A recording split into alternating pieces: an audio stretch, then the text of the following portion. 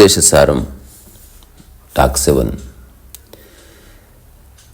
So ఉపదేశసారంలో ఉన్న 30 శ్లోకాలు, దాని సారాన్ని ఒక క్రోనోలాజికల్ ఆర్డర్లో పెడితే అసలు స్పష్టంగా అనుభవించిన వాడు మాత్రమే చెప్పినట్టు మనకు కనిపిస్తుంది. It is not just imagination. మనం ఒకవేళ ఏదైనా ఒక పుణ్యక్షేత్రానికి వెళ్ళాలంటే పోనివాడు ఎట్లా చెప్తాడు, ఒక 20 సార్లు పోయినవాడు ఎట్లా చెప్తాడు? పోయినవాడు చెప్తే ఒక ఆర్డర్ ఉంటుంది. తక్కువ మాటల్లో అతను చెప్పగలడు, ఇలా ఇలా వెళితే ఇలా ఇలా వస్తుంది, ఇలా రీచ్ అవ్వచ్చు. ఒకవేళ ఆగవలసి వస్తే ఇక్కడ ఆగాలి, ఇక్కడ ఆగకూడదు, ఇట్లాంటివన్నీ. సో ఈరోజు 4వ శ్లోకం అనే దాని సారాంశంలోకి వెళ్ళే కంటే ముందు రోజు పాడుకునే ఒక పాట పాడుకుందాం. వదనం సహజం రమణీయం రూపం జ్ఞానం సదా స్మరణీయం సాకారం సునిశ్చలం ఆకారం అరుణాచలం రూపం అతి కోమలం నిశ్చల సుందర శ్యామలం నడిచే అరుణ కిరణం కురిసే కరుణ శిఖరం సర్వ ప్రాణకోటి సమానం సమత్వమే ఆత్మ ప్రమాణం నిర్గుణ మౌన ప్రసాదద్వారం కర్తా శూన్య ఉపదేశసారం రీసామృతవాక్ అద్వయం రమణాని స్థితి నా హృదయం రమణాని స్థితి నా హృదయం. ఇప్పుడు వ్యక్తి అంటే ఎవడు అని మొన్న ఒక చిన్న మాట చెప్పుకున్నాం. వ్యక్తి అంటే ఎవడిని వ్యక్తి అంటామంటే ఎవడికైతే ఒక పేరు ఉందో, ఎవడైతే ఒక పని చేస్తున్నాడో, ఎవడైతే దాని ఫలితాన్ని అనుభవించాలని ఆరాటపడుతున్నాడో వాడు వ్యక్తి. అట్లా త్రిమూర్తి తత్వం ప్రద్దాంట్లోనూ కనిపిస్తుంది. అంటే అది మనం ఇచ్చే విభజనను బట్టి. నిజంగా త్రిమూర్తి తత్వాలు కావు. త్రిమూర్తి తత్వానికి అటు ఇటు మధ్యన అనంతోనంత తత్వాలు ఉన్నాయి. ఒక గులాబీ అనుకో, దాని పువ్వు ఆధారంగా చెప్పినప్పుడు కింద ఉన్న నేల, ఆ తర్వాత మొగ్గ, గులాబీ అని ఒక త్రిమూర్తత్వాన్ని మనం క్రియేట్ చేయొచ్చు. ట్రినిటీ దాదాపు అన్ని సాంప్రదాయాల్లో ఉన్నాయి, కనిపిస్తాయి. అట్లాగే మనకు కూడా శరీరం ఉంది, మనస్సు ఉంది, ఆ తర్వాత బియాండ్ ఉంది. ఇదొక ట్రినిటీ. దాంతోపాటు ఇంకొందరు ఇంకొక విధంగా ట్రినిటీ చెప్తారు. శరీరం ఉంది, మనస్సు ఉంది, శరీరానికి మనస్సుకు మధ్యన మాట ఉంది అని. ఈ 4వ శ్లోకం దానికి సంబంధించింది.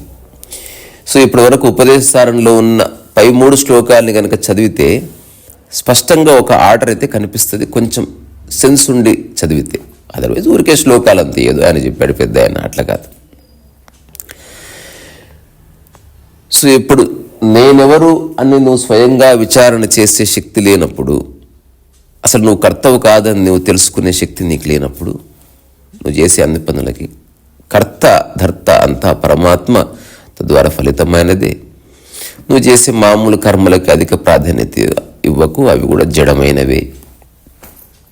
తర్వాత నువ్వు చేసే కర్మలంటావా అనంతంగా ఉన్నాయి. ఒకవేళ ఆ కర్మలకు నువ్వు అసోసియేట్ అయ్యావు అనుకో, నువ్వు పతనం అవుతావు. ఫలితాన్ని పట్టుకుంటే నువ్వు అది అశాశ్వతం కాబట్టి నీ గతి నిరోధం అవుతుంది. అంతే కదా, ఒక చిన్న చిన్న దగ్గర ఆగిపోతాం. ఆగిపోయేది ఎక్కడ? డెస్టినేషన్ కాబట్టి ఆగుతున్నాం. అంటే ఇంటి దగ్గర ఎందుకు ఆగం? ఇల్లు అనుకోవడం వల్ల, లేదా ఒక పుణ్యక్షేత్రంలో ఆగుతున్నాం. ఒకప్పుడు ఆదిమానవుడు అలసట వచ్చి ఆగవలసింది, నాది అని ఆగడం కాదు. ఆ తర్వాత ఏమన్నాడు రమణ మహర్షి? ఈశ్వరార్పితం నేచ్ఛయాకృతం చిత్తశోధకం ముక్తి సాధకం. సో అంతా పరమాత్మకి నువ్వు అర్పించేసి నువ్వు నిమిత్త మాత్రుడుగుండు, తర్వాత పరిపూర్ణంగా కర్మ చేయి. సో ఫలితం ఆశించొద్దు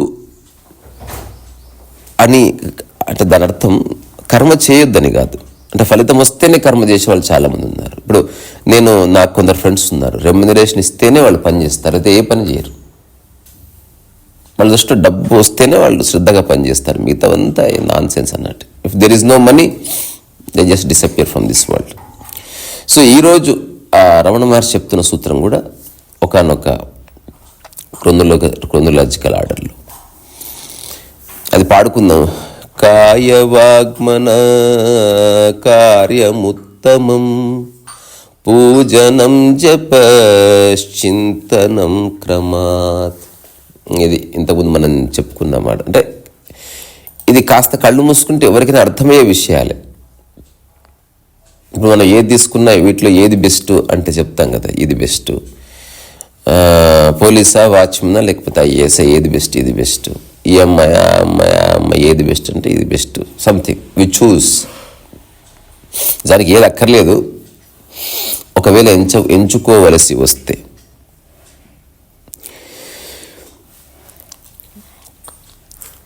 సో పూజ, జపము, ఆ తర్వాత తపము. సో పూజ అనేది శరీరంతో చేసేది, జపం అనేది వాక్కుతో చేసేది, ఆ తర్వాత ధ్యానం అనేది ప్యూర్ మనసుతో చేసేది. ఒకవేళ నువ్వు బెస్ట్ ఎంచుకోవాలనుకుంటే కనుక పూజని వదిలేయి, ఆ తర్వాత జపాన్ని వదిలేయి ధ్యానాన్ని ఎంచుకో, అది కొంచెం బెటర్ అని చెప్తున్న సూత్రం ఇదంతే. ఇప్పుడు ఎవరికైతే ధ్యానం అర్థమైందో వాడు అన్ని పనులు ధ్యానమే చేస్తున్నాడు. ఎవరికైతే ధ్యానం అర్థం కాలేదో వాడు అన్ని పనులు ఆపి ధ్యానం ఏంటని అన్వేషిస్తున్నాడు. సో అర్థం కానంత వరకు నువ్వు అర్థం చేసుకోవాలనుకుంటున్నది నీకు వేరుగా సపరేట్గా కనిపిస్తుంది. చిన్న ఎగ్జాంపుల్, సైకిల్ రానంత వరకు సైకిల్ వేరుగా కనిపిస్తుంది. సైకిల్ నీకు అర్థమవుతున్న కొద్దీ నీ శరీరంలో సైకిల్ ఒక భాగంలాగా మారిపోతుంది. ఇనిషియల్గా నువ్వు సైకిల్ని పట్టుకోవడమే కష్టం. సైకిల్ అర్థమయ్యి నీ శరీరంలో భాగమైన తర్వాత నువ్వు దాన్ని చాలా వేగంగా తొక్కుతూ చేతులు వదిలేసినా కూడా ఎంత గొప్పగా పోతుందో. ఎట్లా పోయింది? సైకిల్ మారలేదు, రోడ్డు మారలేదు, నువ్వు మారలేదు, బట్ సంథింగ్ చేంజ్డ్. ధ్యానం యొక్క మూలం అదే. నీ శరీరము, నీ మనసు నీకు వేరుగా అనిపించి దాన్ని లొంగ తీసుకోవాలని ప్రయత్నం చేస్తున్నావు. ఎప్పుడైతే వాటితో సయోధ్య కుదిరిందో వాటి మధ్యన ఒక సామరస్యం ఎస్టాబ్లిష్ అవుతుంది. ఆ సామరస్యానికి ఉన్న చక్కటి పేరే నిరంతర కదలిక, లేకపోతే ప్రకృతి తత్వం, లేకపోతే పని. ఉద్యోగము లేకపోతే డ్యూటీ కాదు. అవసరాల కోసం చేసేది ఉద్యోగం, ఖచ్చితంగా చేయవలసింది డ్యూటీ. పని అన్నది రెండింటికి అతీతం. It is not compulsory. నీ యొక్క కదలిక అది, నీ యొక్క రమణీయమైన కదలిక పని అన్నది. పని చేసేవాడు ఎప్పుడు ఒత్తిడికి లోనుగాడు. పని అన్నది అసలు ఒత్తిడి విషయం కానే కాదు. జాబ్ చేసేవాడు ఒత్తిడికి, ఎందుకంటే పైన అథారిటీ. పని చేసేవాడికి ఎవరు అథారిటీ కాదు. ఇప్పుడు నిజమైన ఆధ్యాత్మికతకి లేకపోతే ఈ సాంప్రదాయబద్ధమైన ఆధ్యాత్మికత అల్టిమేట్ డెస్టినేషన్ ఒకటైనప్పటికీ తేడా ఏమిటి? ఇప్పుడు ఈ పని, ఈ నిరంతర కదలిక పరమాత్మ అనుకుంటే భక్తి వైపు, అంటేగాక పని అంటే నా శరీరం మనస్సు పూర్తిగా లయము చేయడము అనుకుంటే కర్మయోగము. అసలు ఏ కర్తను కాదు, ఏమి కాదు, జరిగేది జరుగుతుంది, జరగది జరగదు అనుకున్నాం అనుకో, దట్ ఈస్ అల్టిమేట్ అనమాట. సో ఈ ప్రపంచంలో ఉన్నందుకు ఏదైనా చేయాలి అనుకుంటే కనుక ఒక రైట్ అండర్స్టాండింగ్ ఉంటే మంచిది అనేది అందరూ చెప్పారు, మీకు తెలుసు, మీ పెద్దవాళ్ళు చెప్పొచ్చు. బట్ మూలం ఇది. నిన్ను బాధ పెట్టే పని నువ్వేది చేయకూడదు. సో ఈ ప్రపంచంలో నువ్వు ఉంటూ దేనికి అంటకుండా ఎట్లా ఉండాలి అన్నదే నీ ప్రయత్నం. ఎవరికి ఇష్టం ఉండదు. నేను ఒక చిన్న విషయం చెప్తా, మీరే క్రాస్ చెక్ చేసుకోండి. ఇప్పుడు ఎక్కడో ట్రాఫిక్లో వెళ్తున్నారనుకో, ఎంతమంది ఉన్నా సరే మనం ఎవరిని మన శరీరం టచ్ చేయకుండా పోతాం. ఒకవేళ పరిగెత్తుకొని వచ్చిన ఇట్లా తప్పించుకుంటాం. ప్రకృతి సిద్ధాంతంలో ఉంది అది. నీవు హాయిగా బతకడానికి కావలసినటువంటి ఒక అవగాహన, ఆ బేసిక్ రిసోర్సెస్ తెచ్చుకో, నీ పని నువ్వు చేసుకో. ఇప్పుడు ఈ ఉద్యమాలు లేకపోతే యాక్టివిజం లేకపోతే ఈ ధర్నాలు ఇదంతా ఎందుకంటే ఎవరో కొందరు మూర్ఖులు క్రియేట్ చేస్తున్న ఆ డిస్టర్బెన్స్ వల్ల దాన్ని బ్యాలెన్స్ చేయడానికి ఇంకెవరేదో చేయాల్సి వస్తుంది, చేయాలి కూడా. కానీ ఒక్కసారి ఒక బర్డ్స్ ఐ వ్యూలో చూస్తే ఎవడి పని వాడు చేసుకున్నాడు అందుకు, అసలు ఏ న్యూసెన్స్ ఉండదు. నేను ఎక్కడో ఒక కథ చదివా, అసలు బుద్ధుడు ఏమిటి గ్రేటు, వాడిని వెళ్ళి ఓడిద్దాం అనుకొని ఒక చిన్న సైజు రాజు అట్లా బయలుదేరాడంట. ఎవరు చెప్పారు, బుద్ధుడు ఎక్కడ ఉంటాడంటే ఇట్లా లోపలికి వెళ్తే ఉంటాడండి. అతను బెదిరిస్తున్నాడు, ఎందుకంటే ఒక 20-25 మందిని వేసుకొచ్చుకున్నాడు. వాళ్ళని చూడగానే బలం, ఎందుకంటే బాడీకి బాడీ చూసుకుంటుంది, చూసుకోగానే కొంచెం బలం అనిపిస్తుంది. ఎస్, నా బలగం. లోపలికి వెళ్ళిన తర్వాత చెట్టు కింద బుద్ధుడు కనిపించాడు, నేరుగా వెళ్ళిపోయాడు. వెళ్ళిపోయి, ఏయ్ నువ్వేదో టీచర్ అంటున్నావు, దమ్ముంటే రా చూసుకుందాం అన్నాడు. బుద్ధుడు నేరుగా చూసావా నాయనకి 20 మంది ఉన్నారు అన్నాడు. బుద్ధుడు ఏమనలేదట, అసలు ఊరికి నేరుగా చూసి తల తిప్పితే ఒక్కసారి ఇతను ఆశ్చర్యపోయాడంట. ఈ రాజు భయపడిపోయాడు. ఒక 10,000 మంది నిశ్శబ్దంగా ఉండి వాళ్ళ పనులు వాళ్ళు చేసుకుంటున్నారు అటు సైడ్. బుద్ధుడు జస్ట్ కళ్ళు మూసుకున్నాడంట, ఏమనలేదంట అసలు. అతను జస్ట్ ఇట్లా వెళ్ళిపోయాడంట అంతే. అంటే మనం ఒక 10-20 మందికే ఇంత అలజడి సృష్టిస్తున్నాం. మనుషులందరూ ఎవడికి వాడు మౌనంగా ఉండి వాడి పని చేసుకుంటే విశ్వమంతా ధ్యానాలయమే అవుతుంది. అంత పిచ్చుళ్ళుండి పిచ్చాసుపత్రి అయింది 90% సమాజం అంతా. రమణ మహర్షి లాంటి వాళ్ళే ఉన్నారనుకో, అందరూ ఒక చిన్న పనికిరాని రమణ మహర్షి లాంటి వాళ్ళు ఉంటే ప్రగతి ఎట్లా అని. అంటే నీ చేతిలో మొబైల్ ఉండదు కదా, అందరూ అట్లా ఉంటే నిశ్శబ్దంగా హార్మోనియస్గా ఉండడం వేరు, పని వేరు. ప్రగతికి ఇవ్వడు అవరోధం. రమణ మహర్షి అద్భుతమైన కృతులు రాయలేదా? కాళిదాస్ మౌనంగా ఉండి అభిజ్ఞాన శాకుంతలం రాయడా? లేకపోతే విన్సెంట్ వాంగో మౌనంగా ఉండి పొటాటో ఎట్రస్ లేకపోతే స్టారీ నైట్స్ బొమ్మేయడా? అల్లరికి సంబంధం లేదు. ఇది వైలెంట్ ఐడియాస్కి సంబంధం లేదు. వాళ్ళు అల్లరి చేస్తేనే క్రియేటివిటీ వస్తుంది, అది అబద్ధం.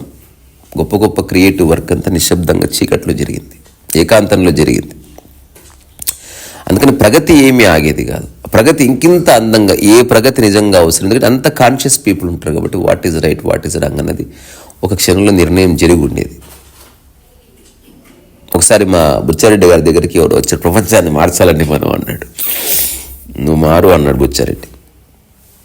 నేను ఒక్కడి మారితే సరిపోతా అంటే సరిపోతుంది అన్నాడు స్పష్టంగా. అసలు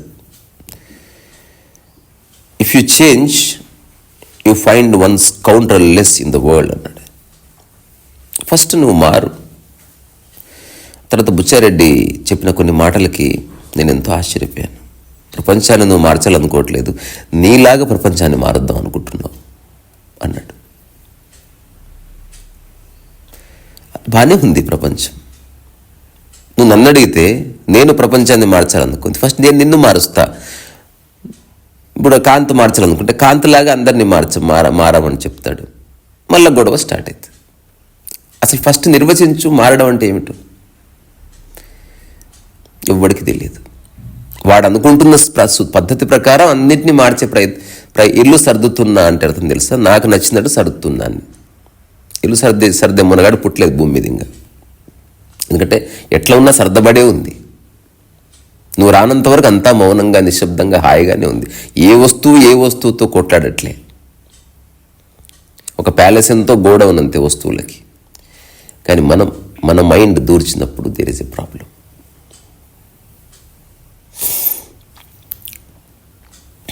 సో ఈరోజు శ్లోకంలో ఆయన చెప్పింది ఏంటంటే ఆర్డర్ అంతే. అంటే ఒకవేళ if you want to choose meditation.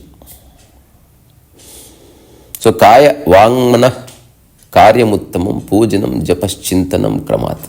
ఒక ఆర్డర్లో కనుక తీసుకుంటే మెడిటేషన్ అనేది ఉపయుక్తం. అన్నీ మంచివే.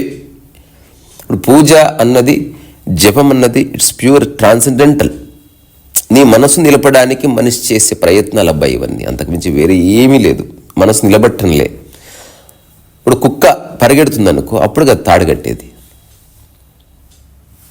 ఎక్కడ పోనప్పుడు దానికి తాడెందుకు? అట్లా జ్ఞాని మనస్సు ఎప్పుడు ఎక్కడికి వెళ్ళదు, తనతోనే ఉంటుంది అనమాట. మనస్సు అంటే ఆలోచన. సో ఎవరెవరికైతే ఆలోచనలు పరి విధాలుగా ఎక్కడెక్కడో పరిగెడుతున్నాయో అట్లాంటి మనసును తీసుకొచ్చి ఒక చోట మనం దృష్టి పెడితే ఆ ఆలోచనలు మాయమైనట్టు ఒక భ్రాంతి కలుగుతుంది అంతే.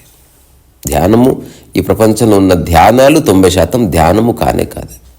They are just transcendental, they are focusing on something అంతే. సినిమా మీద ఫోకస్ చేస్తే నీకు ప్రపంచం మర్చిపోతలేదా?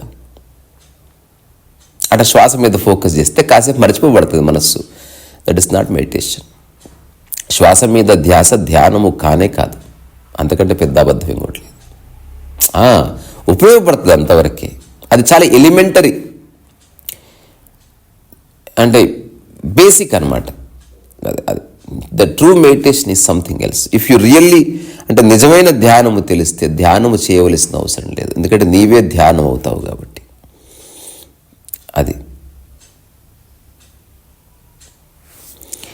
అందుకని విషయాన్ని సరిగ్గా ఇప్పుడు మనకి ఆశ్రమాల్లో ఉన్నవన్నీ ధ్యానం కాదు, ధ్యాన పద్ధతులవి. కాస్త నీ మనస్సుని ఒక చోట కూర్చోబెట్టడం వరకు ఉపయోగపడతాయి అంతవరకు. దాంతోపాటు ఇప్పుడు చాలా ఆశ్రమాల్లో జపతపాలు కూడా లింక్ చేశారు అంటాం కదా, దాన్ని క్రతువుని లింక్ చేశారు. అంటే you have to do something and you have to chant something and you have to meditate upon something. ఇవేవి ధ్యానము కాదు. నిజ ధ్యానం ఇది కానే కాదు. ఎక్కువ మంది చేస్తున్నంత మాత్రాన సత్యం అయిపోదు. అది ఒక్కటి గుర్తుపెట్టుకోండి. పెద్ద గుంపు కూర్చొని ఒక టైపులో కళ్ళు మూసుకుంటే వాడు ఏదో శక్తి అట్లాంటిది ఏమి అంత బక్వాస్ అట్లా ఏముండదు. అందుకే Alan Watts actually said it right. ఎక్కువ మంది కూర్చొని మెడిటేషన్ చేస్తున్నప్పుడు they are not meditating, they are acting meditation అన్నట్టు. సో పెద్ద పెద్ద సభలన్నీ కూడా ధ్యాన నటన సభలు అవన్నీ. అక్కడ వాళ్ళంతా యాక్ట్ చేస్తారు ఆ 2 hours.